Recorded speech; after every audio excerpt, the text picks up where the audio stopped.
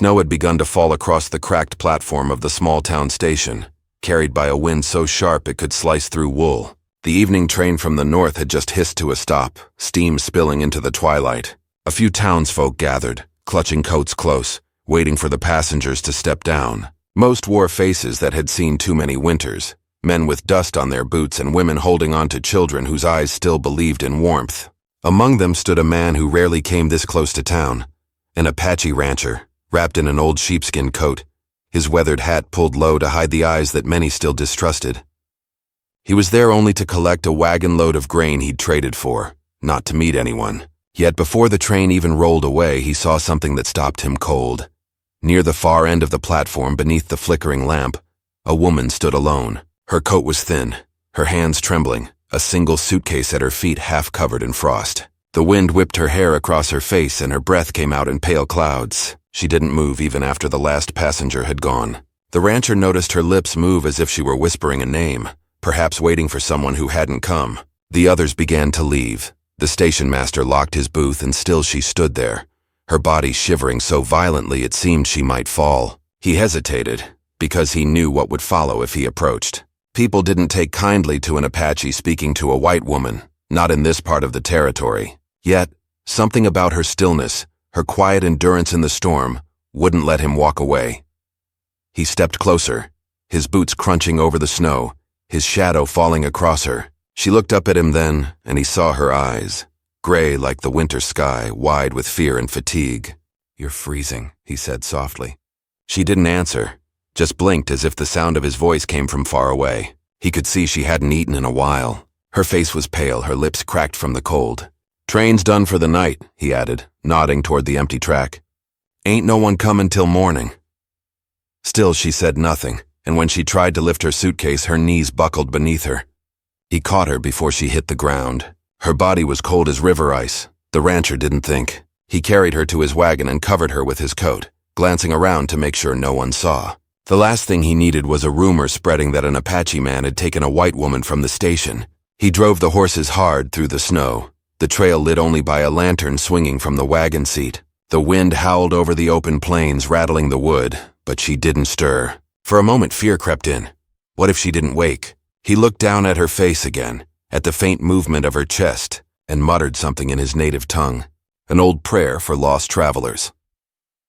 By the time he reached his ranch, the night had swallowed everything but the low shapes of his barns and the single window glowing faintly in the cabin. He lifted her carefully and brought her inside. The cabin was plain, its walls lined with the marks of a man who worked alone. He laid her by the fire and went to fetch water, his mind turning over the same question. Who was she? And why had no one come for her? When he came back, she was awake, her eyes moving slowly around the room. "You're safe," he said, setting the kettle near the fire. "I found you at the station." She tried to speak but only coughed. He offered her a tin cup of warm water, and she took it with trembling hands. It was then that he saw the badge pinned beneath her scarf, a nurse's insignia from one of the frontier hospitals near the border. She must have traveled far, perhaps answering an advertisement or following someone's promise of work. The rancher knew what that meant. Many who came west looking for a new start found only disappointment. She looked young, too gentle for the kind of country that chewed up even strong men. He didn't ask questions that night. He simply made sure she drank, ate a little, and slept under the thick buffalo hide he used in winter. When the wind rattled the shutters and she shivered, he stoked the fire again and sat quietly across the room, keeping watch. At dawn, she woke to the smell of coffee and wood smoke. Her eyes followed the shape of the man standing by the stove.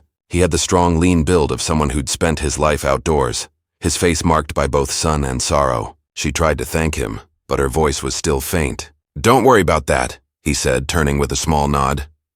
"You'll be on your feet soon enough." She looked around the cabin, the worn table, the shelf of books with faded covers, a single painting of horses running free across the plains. "Is this your home?" she asked. He nodded once. "What's left of it?" When she told him her name, it sounded soft in the cold air.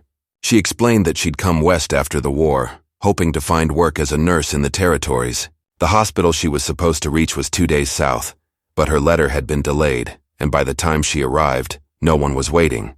"I thought maybe I could stay at the station till morning," she said, her voice breaking. Didn't know the train stopped that long here. He looked at her for a moment, then said quietly, No one should wait out there alone. For a while, silence filled the small cabin. Outside, the sky cleared and light fell across the snow-covered land. She watched him move about his chores, every motion calm and measured. There was something different about the way he carried himself. Not just quiet strength, but a kind of distance, as if the world had already taken too much from him. She wondered what kind of man lived out here, alone among the hills and cattle, unwelcomed in town but still kind enough to save a stranger. When she asked about the land, he told her it had belonged to his father before the war, before the government pushed their people off most of it. What was left wasn't much, but it was his. She listened, realizing that every word came from a place deeper than pride. It was survival. Days passed and the snow didn't let up. The storm made the roads impassable, and the train line stayed shut. She couldn't leave even if she wanted to. Each day she regained her strength, and in that quiet isolation something began to shift. He showed her how to feed the horses, how to keep the firewood dry, how to tell when the coyotes were too close to the pens. At night they talked about the war, about her time tending to wounded soldiers, about his years trying to rebuild what the world had taken from him. Though they came from worlds apart, the silence between their words began to feel like understanding. Still, the town didn't forget. Word spread quick when the station master mentioned the Apache who'd taken a woman from the train. Folks began to whisper, and one evening a rider came with questions. The rancher answered calm, saying she'd been sick and he'd done what any man ought to do. But the look in the rider's eyes told him the story would twist before it reached town. That night, as the nurse watched him by the fire, she saw a shadow cross his face. Something like fear, but not for himself. They won't understand, he said quietly. Out here people see what they want. She wanted to tell him she wasn't afraid, that she owed her life to him, but the words stuck in her throat. Outside, the wind picked up again, carrying with it the sound of distant hoofbeats, faint, then gone. He went to the window, his hand resting on the rifle by the door. Maybe they're just passing through, he murmured, though his tone said otherwise. She rose slowly, her heart pounding. For the first time, she saw not the quiet rancher who had saved her, but the man forced to defend everything he loved against a world that refused to forgive. And as the night deepened, and the fire cast long shadows on the cabin walls, neither of them knew that the choice he made that winter, to stop for her, to care for her, would change both their fates and become one of the most whispered love stories ever told on the frontier. The snow melted slow that week, leaving behind mud thick enough to swallow a man's boot. The nurse stayed at the ranch longer than either of them planned. The storm had cut off every road and froze the bridge to town. The telegraph lines hung silent. Each morning, she stood by the small window, watching the gray sky and wondering what stories people were telling about her absence. The rancher worked outside before dawn, moving slow through the fields, checking fences, tending the horses, his breath rising in white clouds. When he came back in, he'd brush the snow from his coat and nod quietly before sitting near the fire. The air between them stayed gentle, but full of things unspoken. One evening, as the wind rattled the window panes, she finally asked, "Do they always talk that way about you?" He didn't look up from his cup. "They've been talking since the day I was born." His voice carried no anger, just the kind of weariness that comes from hearing the same story too long. "My mother was Apache. My father worked this land before the war. When he passed, the town took everything but the soil under my boots. That's the part I kept." She listened, the crackle of fire filling the silence. "And you stayed?" she said softly. "A man can leave, but the land don't follow," he answered, glancing toward the hills beyond the frosted window. At night, she'd read from the old books stacked near his table, medical journals, worn paperbacks, a Bible missing its cover. He listened more than he spoke. Sometimes she caught him watching her, as if he were trying to memorize something he didn't think he deserved to keep. The days grew longer, and her color returned, but with her strength came a question neither of them dared to ask. What would happen when the snow cleared and she could leave? The nurse had come west chasing a dream that no longer fit the world. After the war ended, the hospitals emptied, but her heart didn't. She'd treated soldiers so broken they didn't remember their own names. She'd seen bravery and cruelty all mixed together. When she answered the notice for a nurse needed in a frontier settlement, she thought it was a chance to start fresh, to help build something new. But the town she was bound for was small, suspicious, and slow to trust strangers. Now, stranded miles away, she found herself wondering if maybe fate had meant to stop her right here. The rancher, on the other hand, had built his life on silence. Folks knew him as the man who spoke to no one, the one who traded fair and never lingered. His hands told his story better than his mouth. Scarred, strong, steady. The cattle respected him, the horses followed him, and the children in town stared when he passed. He wasn't cruel. He was just alone. And now, for the first time in years, he had someone in his home who spoke with warmth instead of suspicion. Yet he could already feel the storm beyond the hills, whispers spreading, curiosity turning to something darker. A week later, 2 riders came down his trail. Their horses stopped near the fence, steam puffing from their nostrils. The rancher stepped outside, hat low, coat unbuttoned despite the cold. The nurse watched from behind the curtain. One of the men called out, "Heard you got company up here. Some say she ain't yours to keep." The rancher's jaw tightened. "Ain't keepin' nobody," he said flatly. "She's here 'cause the storm took the road." The man spat into the snow. "That what you call it now?" The other laughed, the sound sharp as glass. The rancher's hand brushed against the rope at his side, not reaching for a weapon, just holding steady. "You done talking?" he asked quietly. The men exchanged looks, then turned their horses. "You'll find folks less patient come spring," one of them said before riding off. When the sound of hooves faded, the nurse opened the door. "Why didn't you tell me they'd come?" He shrugged. "Didn't want to worry you." She stepped closer, her voice trembling. "They could hurt you." He gave a small smile, the kind that hides old pain. "They already did years ago." That night she couldn't sleep. She kept hearing the creak of the windmill, the faint howling from the hills. She realized this man's life had been a long war, fought not with bullets but with silence and endurance. The next morning she found him in the barn, saddling his horse. "Where are you going?" she asked. "Town. Need to set things straight." She wanted to stop him, but she knew it wouldn't matter. A man like him didn't back down once his mind was set. He rode off without another word, the sound of his horse fading into the cold air. She waited by the window until dusk, watching the horizon for any sign of him. When he finally returned, his face was cold and unreadable. He didn't speak while he brushed the snow off his coat. Only when he sat by the fire did he say, "They won't bother us for now." She wanted to ask what that meant, but the way his voice broke on the last word told her not to. Later that night, when he thought she was asleep, she heard him whisper something in his native tongue. Soft, like a prayer, or a memory. The words were low, full of something between grief and gratitude. As days passed, the tension around the ranch began to grow. She could feel it in the air, the way the dogs barked at night and the cattle grew restless near the fence line. He started keeping his rifle closer, not because he wanted trouble, but because he'd learned trouble came whether you asked for it or not. She helped where she could, mending clothes, tending to the animals, writing letters she never sent. The silence between them deepened, but it wasn't empty anymore. It carried understanding, the kind born from 2 lonely souls who never planned to find each other. One evening, while repairing a broken harness, he said quietly, "You ever think about going back east?" She paused. "There's nothing for me there." He nodded slowly. "Then you'll need to decide what's next. Ain't much future for someone like you out here unless you make it yourself." She smiled faintly. "And what about you?" He looked up, his eyes reflecting the firelight. "My future's this land. Always has been. But maybe it don't have to be so quiet anymore." That same week, a letter finally arrived, delivered by a rider from the telegraph office. It was from the hospital she'd meant to join. They'd written to say her position was still open, that they'd been worried by her disappearance. She read it twice, then folded it slowly. He didn't ask what it said. He just looked at her the way a man looks at the horizon, knowing it might take something away from him. She set the letter on the table. "I don't know if I can go," she whispered. "You'll have to," he said. "World's still bigger than this ranch." But his voice lacked conviction, as though he hoped she'd refuse.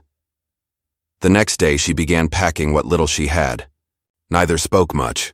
The quiet was heavier than any storm. When she finally stepped outside, the air was calm, the snow beginning to thaw into streams that cut through the dirt. He helped her onto the wagon, his hands steady but his eyes distant.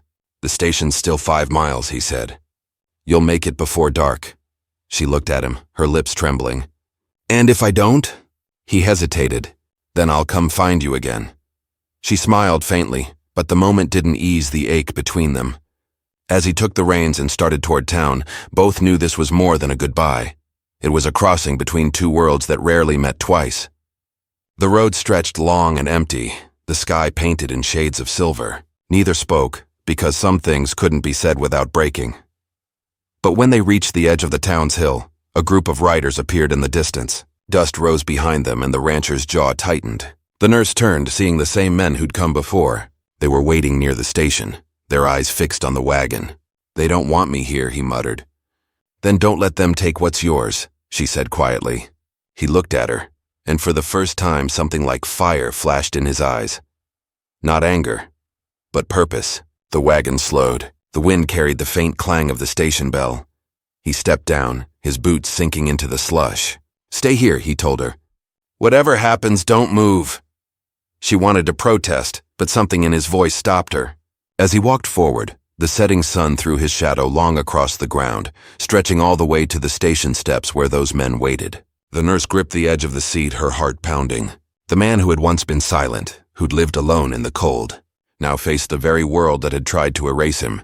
And in that still moment before the storm began again, between the thawing snow, the fading light and the breathless quiet, she realized something. Love wasn't always about comfort. Sometimes it was about the courage to stand when everything told you to kneel. The rancher paused halfway down the road, turned once toward her and gave a nod that said more than any promise. Then he kept walking, each step carrying the weight of history, the sound of a heart learning how to fight not for pride, but for someone worth fighting for. The wind carried a strange quiet as the rancher walked toward the station. The riders waiting there spread out slowly, their horses shifting restlessly. The nurse sat frozen in the wagon, her hands gripping the edge until her knuckles turned white. The sound of the leather creaking, the horses snorting, the soft crunch of boots on thawing snow, all mixed into a silence that pressed against her chest. She wanted to call out, to tell him to stop, but something in his steady gait made her hold her breath. This wasn't a man walking into a fight. It was a man walking toward his fate. The leader of the riders, a tall man with a worn coat and a sheriff's badge half hidden under it, dismounted slowly. "You know why we're here," he said, his voice cold as the air between them. The rancher's reply came calm. "Reckon I do. But you should know I didn't do nothing wrong." The sheriff's eyes flicked toward the wagon behind him. "That woman's been reported missing. Folks are saying you took her." The rancher didn't flinch. "She was freezing to death at the station. I brought her in." "Ask her yourself," the sheriff smirked. "And who's gonna believe her? You think the folks in town will take an Apache's word over mine?" The nurse heard every word. Her heart raced as she jumped down from the wagon, slipping slightly in the slush. "He's telling the truth," she said, her voice cutting through the air. "He saved me. If it weren't for him, I'd be dead." The men exchanged uneasy glances, surprised by her boldness. The sheriff frowned. "Ma'am, nobody's questioning that he helped you. But a woman traveling alone, staying with a man like him, people will talk." The rancher's jaw clenched, his hand curling into a fist at his side. "Let 'em talk," he said quietly. "Ain't their business." The tension hung like smoke. The sheriff's eyes narrowed. "You're a hard man to reason with. You should have known better than to bring her here. Some folks don't forget the raids your people made." The words hit like a slap, and for a moment the rancher said nothing. The nurse stepped forward. "That's enough," she said firmly. "Whatever is past, it doesn't give anyone the right to lie about him." But the sheriff only shook his head. "You don't understand this land, miss. Out here, people live by stories, and sometimes stories are stronger than truth." After a long silence, the sheriff turned his horse and motioned for the others to follow. "You've been warned," he said without looking back. "Keep her here and you'll answer for it." The riders moved off, their silhouettes fading into the snow-filled distance. The nurse exhaled slowly, her knees weak. "They'll come back," she whispered. "I know," the rancher said. "That's why we'll be ready." Back at the ranch, the sky turned heavy with clouds again. The air smelled like another storm. The nurse sat by the window as he checked the barns, repaired the fences, and loaded extra firewood inside. There was a quiet rhythm to his work, but beneath it she sensed something tightening. A man preparing for a battle he didn't want, but couldn't avoid. When he finally came in, his eyes met hers. "If they try to come again, I don't want you here," he said. "You'll leave through the back trail. There's a trading post 2 miles north." She shook her head. I'm not running. He looked at her, the faintest trace of sadness in his eyes. You don't know these men. They won't stop till they've made an example out of me. As night fell, the fire flickered low, and the rancher sat by the table, carving a small piece of wood. The nurse watched quietly until she asked, "What are you making?" He held it up, a small horse, rough but graceful. "Used to make these with my brother when we were kids," he said. "Before the war took him." His voice drifted, and she could tell it wasn't the first time he'd spoken that name in years. "Was he like you?" she asked softly. He smiled faintly. "Better. He believed people could change. I just learned they don't." The next few days passed in uneasy calm. The nurse began tending to the animals herself, learning how to feed the chickens and patch the stable roof where the snow had caved it in. Sometimes she caught him watching her from across the yard, that guarded expression still there, as though he couldn't decide if she belonged to his world or would vanish back to hers. The snow melted into mud, the sound of running water filled the air, and life on the ranch took on a strange rhythm, half peace, half waiting. One afternoon, a wagon came up the road. It was a woman from town, her bonnet flapping in the wind. She brought food and said she'd come to check on the lady. Her eyes never softened, and her words carried the sweetness of gossip. "You poor thing," she said to the nurse, her tone sharp with pity. "You must have been scared being alone out here with him." The nurse met her gaze firmly. "He's been nothing but kind," the woman gave a brittle smile. "That's not what folks are saying." The rancher stood nearby, silent, but his jaw flexed as the woman turned her horse. "They're holding a meeting Sunday. You might want to be there, to tell your side." Then she was gone, leaving the air colder than before. That night the rancher paced the floor. "They'll use it to stir trouble," he said. "That sheriff's been waiting for a reason." The nurse placed her hand on his arm. "Then we'll tell them the truth together." He shook his head. "Truth don't matter when a man's already been judged." The meeting came on a gray afternoon.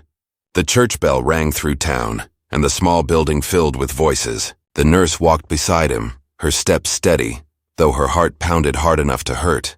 Inside, faces turned, some curious, some hostile. The sheriff stood near the front, hat in hand.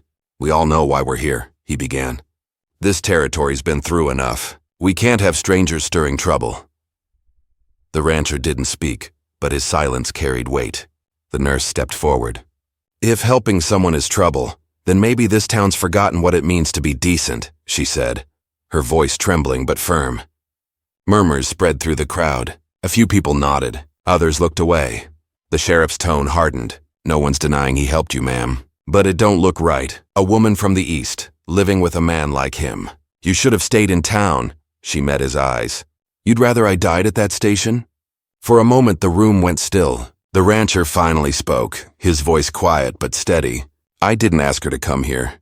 I just couldn't leave her behind." His words hung heavy, honest as stone. Still, the sheriff saw the crowd wavering, and he leaned into their fear. "We all know what happens when lines get crossed," he said. "The last time we trusted one of them, people got hurt." That old wound reopened in every stare. The rancher said nothing more. He simply turned and walked out, the nurse following close behind. The sound of the door closing echoed like a gunshot in the quiet church. Back at the ranch, the weight of it all settled between them. He stood by the corral, watching the horizon burn orange with the setting sun. "They won't let this go," he said. "Not until someone pays for their fears." She came to stand beside him. "You've carried their hate too long," she whispered. "You don't have to keep proving you're better than them." He turned to her, his eyes tired. "That's the thing. Out here, a man's always proving something, whether he wants to or not." As night fell, thunder rolled across the hills. The air felt charged, heavy with more than just rain. The nurse lit the lamps, and he checked the rifle one last time before setting it by the door. "Storm's coming," he said. She looked up. "You mean the weather?" He didn't answer. Outside, the wind began to rise, and in the distance, faint flashes of light danced along the ridge. Lanterns moving slowly, too steady to be lightning. The nurse's breath caught. "They're coming," she whispered. He nodded once, his expression unreadable. "Maybe they just want to scare me off. Maybe not." He turned toward her then, his voice low but certain. "If anything happens, you take the back trail like I told you. Don't look back." She shook her head fiercely. "I won't leave you." He looked at her for a long moment, the kind of look that said more than words could carry. "You already saved me once," he murmured. "Don't let me lose that twice." The sound of hooves grew louder, the glow of lanterns closer.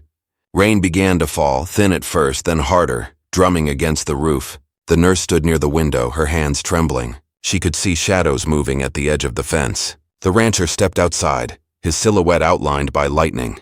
The air smelled like gun oil and wet earth. Then a voice called out through the storm, angry, slurred, demanding. The nurse couldn't make out the words, but she could feel what they meant. The world outside had decided what kind of story it wanted to tell, and it wasn't one that ended kindly. Inside the cabin, the fire guttered low. The horses in the barn screamed against the thunder. And through it all, the nurse stood frozen, watching the man who had once been just a quiet rancher now facing the very storm he'd spent a lifetime trying to avoid. The rain turned to sheets, the wind to a howl, and somewhere beyond the ridge the first shot split the night. The gunshot echoed through the valley like thunder cracking the night apart. The horses bolted in the corral, and the rain came down harder, turning the ground into a pit of mud and fear. The nurse froze by the window, her heart pounding against her ribs. Outside, the rancher stood tall, his silhouette outlined in flashes of lightning. The storm painted his face in streaks of shadow and firelight. He didn't move at first, only listened, to the rain, the wind, and the silence that followed the shot. Then, from beyond the fence, a voice shouted through the darkness, "Come out, rancher! You've been warned once." The words came rough, carried by the storm. The rancher didn't answer. He stepped back into the cabin, dripping wet, his expression calm but set like stone. The nurse's voice shook. "You can't face them alone." He didn't look at her. "I ain't got much choice." She grabbed his arm. "Then let me help, please." He paused, meeting her eyes. "You help me by staying alive." The words came soft but final, like the last page of a prayer. He checked the rifle, then lit the lantern and set it near the window. The glow spilled across the table, catching the silver edge of his knife and the dark stain of mud on his coat. Outside, another shout rose, closer now. "We know she's in there. Bring her out and we'll leave you be." The nurse's voice broke. "They'll kill you." He shook his head. "They just want to scare me. But fear's a man's last mistake." The wind slammed the shutters open, rain bursting in, soaking the floorboards. She helped him secure them again, her hands trembling against the wood. "If this is about me," she said quietly, "I'll go out there. Maybe I can stop it." His voice cut through the rain. "You step outside that door and they'll make sure neither of us live long enough to tell the truth." A flash of lightning revealed 4 riders near the barn, their faces hidden under wide hats, their lanterns swinging in the storm. The rancher moved to the door and took a slow breath. His voice was low, steady. "They're not here for you. They're here 'cause they can't stand the thought of me being human." The nurse stood behind him, tears mixing with the rain on her face. "What are you going to do?" she whispered. He gave a faint smile. "The same thing my father did when they came for him. Protect what's left." The wind howled harder, tearing branches from the trees. The nurse could hear the horses kicking in panic. She rushed to the barn, ignoring his call for her to stay. Inside, the animals snorted and stamped, their eyes wide with fear. She whispered softly, calming them with her voice.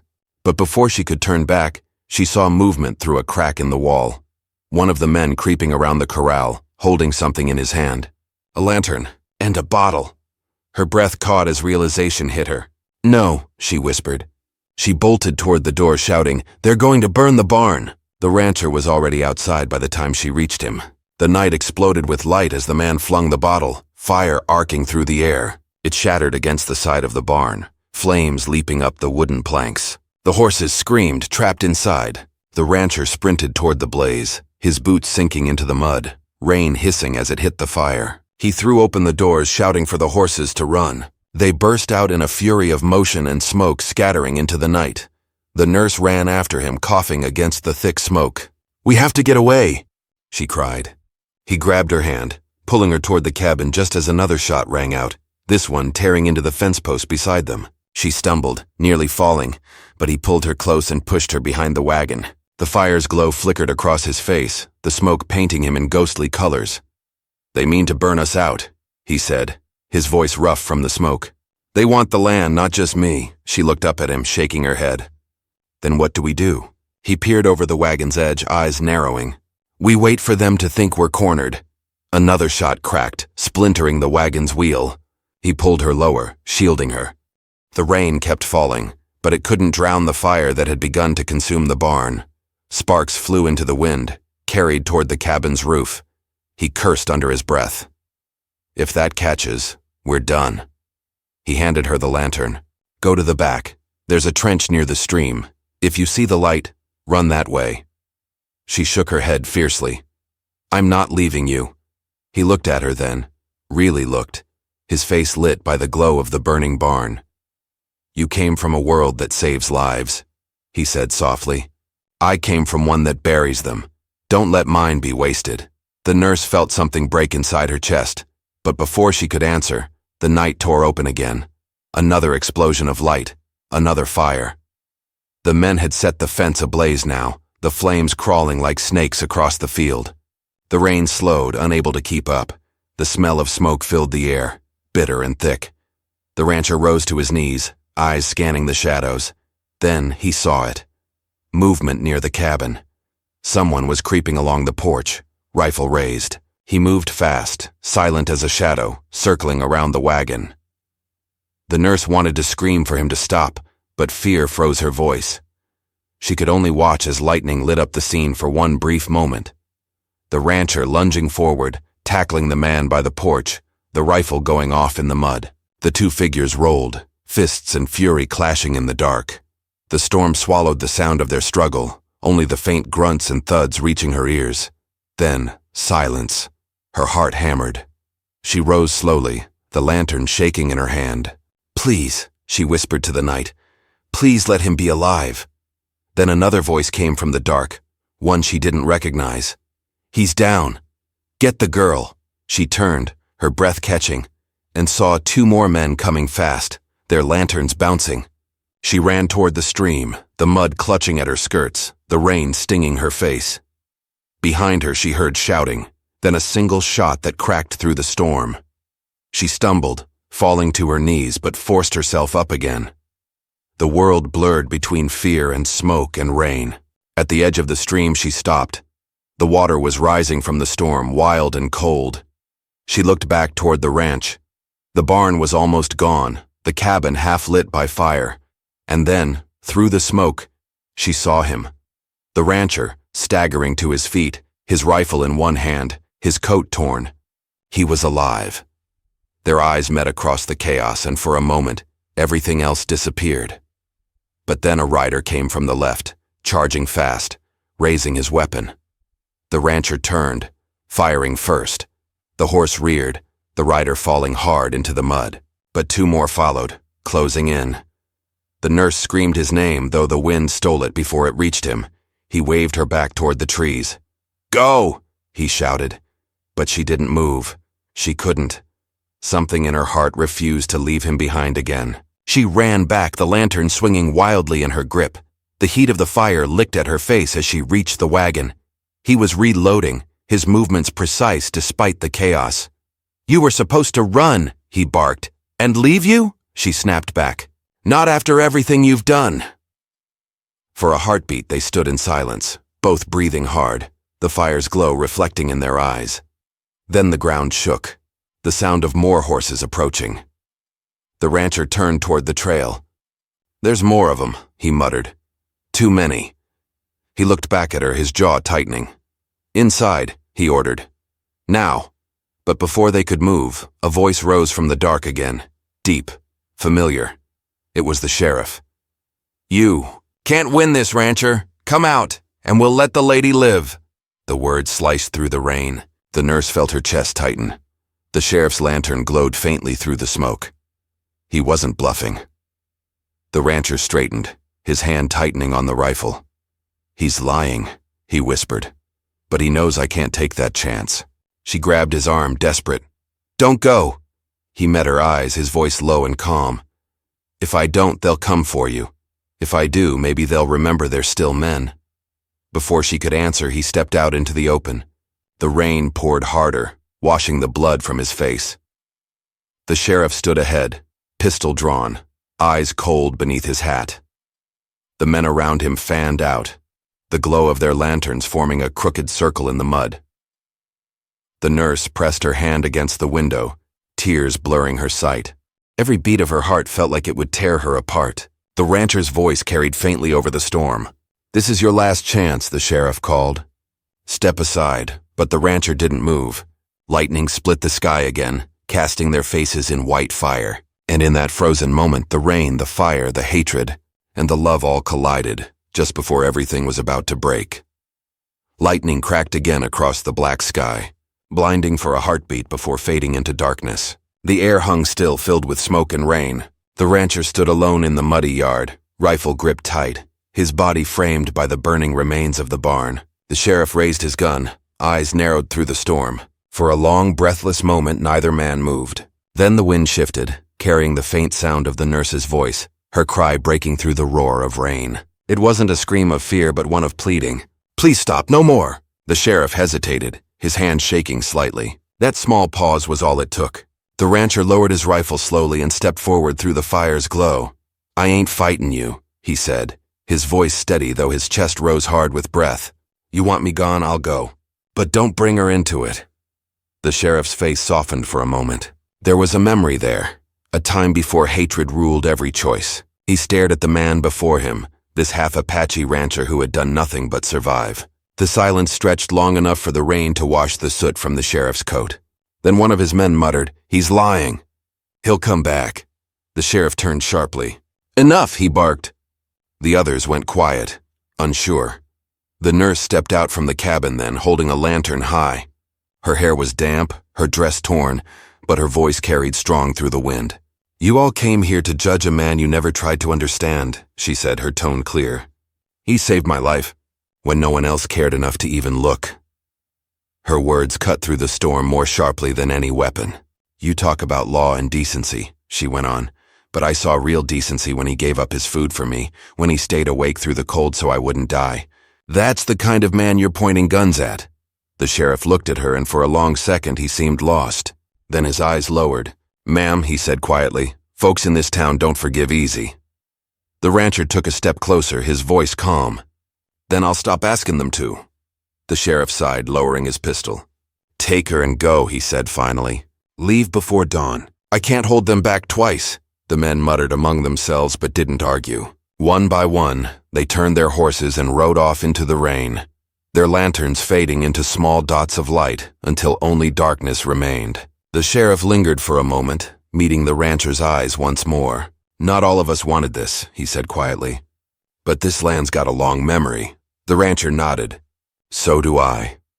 Then the sheriff turned and left, the sound of his horse swallowed by the storm. When the last echo was gone, the nurse dropped the lantern, and it sank half into the mud. She ran to him, throwing her arms around his neck. His coat was soaked, his breath heavy. "It's over," she whispered. "For now," he answered, his voice low. "But we can't stay."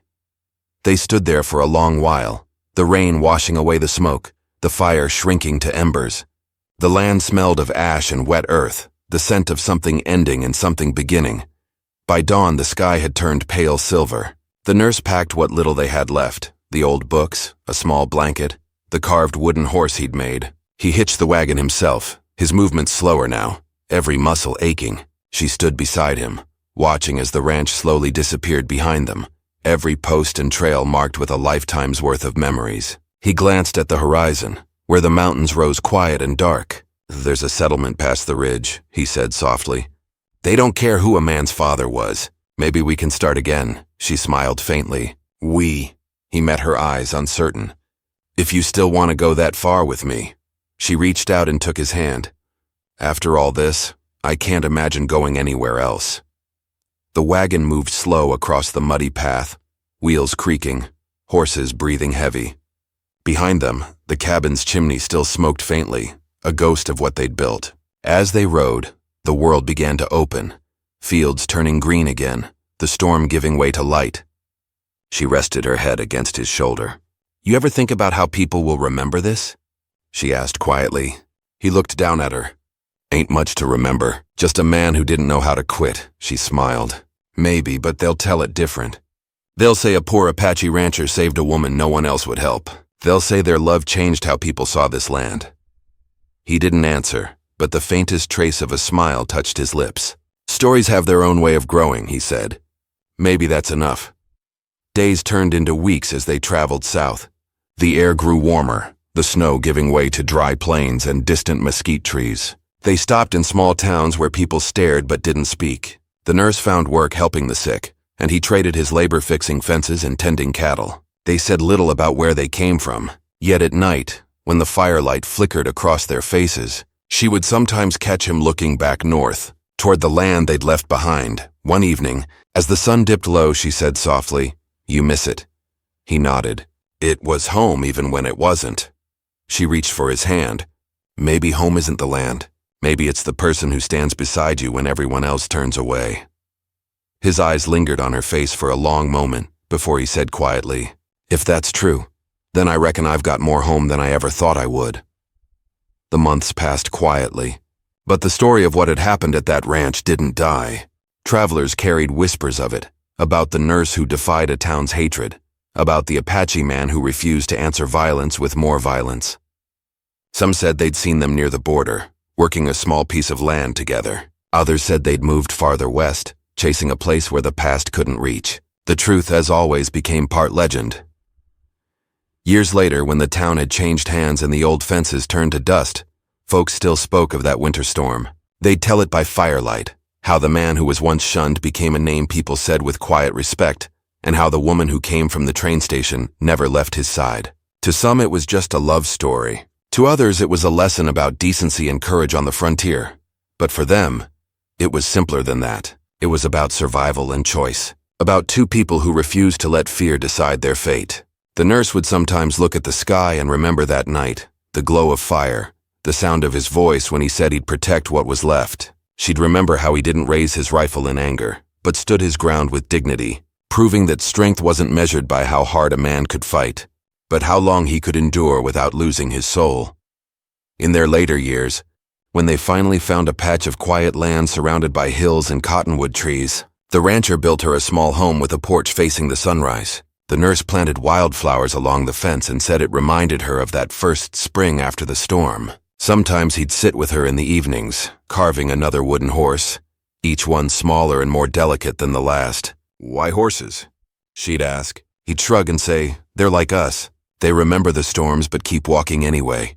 And when the world grew old around them, when their hands were too tired to work, and their hair turned the color of winter clouds, they'd still sit together on that porch, listening to the wind move across the plains. No one in town called him the Apache rancher anymore. He was just a man, a husband, a neighbor, a story that had outlived its scars. On the day he passed, the sky was quiet and kind. The nurse sat by his side, her fingers wrapped around his. He looked at her once more and whispered, "You were the only one who saw me." She smiled through her tears. "I always did." When the sun rose the next morning, it lit the hills in a soft golden glow, touching the wildflowers they'd planted together. Years later, when travelers passed that way, they'd still find that small cabin standing, its porch facing east. They'd hear locals speak of the couple who once lived there, a nurse from the north and a poor Apache rancher whose love story had changed how people saw this land. It wasn't about defiance or revenge. It was about compassion, resilience, and the simple act of choosing mercy over hate. And as the wind whispered across the plains, through the grass and over the quiet graves on the hill, it carried a promise that outlasted the storm, that even in the harshest corners of the old American frontier, kindness could still leave roots strong enough to outlive the past.